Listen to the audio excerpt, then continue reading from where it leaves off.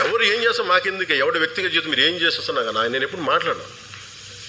మన ఎమ్మెల్యేస్ కూడా ఇదే చెప్పారు, మేము నలిగి ఇక్కడ దాకా వస్తే మీ పర్సనల్ కాంటాక్ట్ తోటి మీరు దిగజార్చగానే చేసించాలని అభ్యర్థించాను అందరినీ. 14 సంవత్సరాలు మా వాళ్ళు రోడ్ల మీద పడి నలిగి కేసులు పెట్టించుకుని వస్తే మీరు తక్కువైన ఎమ్మెల్యేలు అయిపోయి మీరు కూర్చొని దిగజార్చకండి, ఇంకా చాలా మీరు కూర్చోబెట్టి మీరు ఇద్దరికి నమస్కారం పెడతానని చెప్పాను ఇద్దరికి.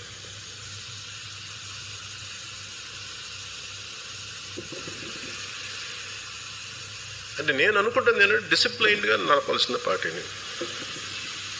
You should be ideologically driven cadre or సాధక్స్. మీరు ఎందుకు ఈ మాట మాట్లాడుతున్నారు, మీరు ఏం చేయబోతున్నారు, మీకు ఎందుకు ఒక పర్పస్ లేకపోతే please let us not do politics, let us not be in a political party, let us not be in Janasena. కేరళలో ఎందుకు జనసేనకు వచ్చారు, అక్కడ నా కులం ఉంది. అక్కడ తమిళనాడులో మురుగన్ మానాడికి వెళ్తే అక్కడ 10 లక్షల మంది అక్కడ కూర్చోబెట్టి నా కులం ఉంటుందా?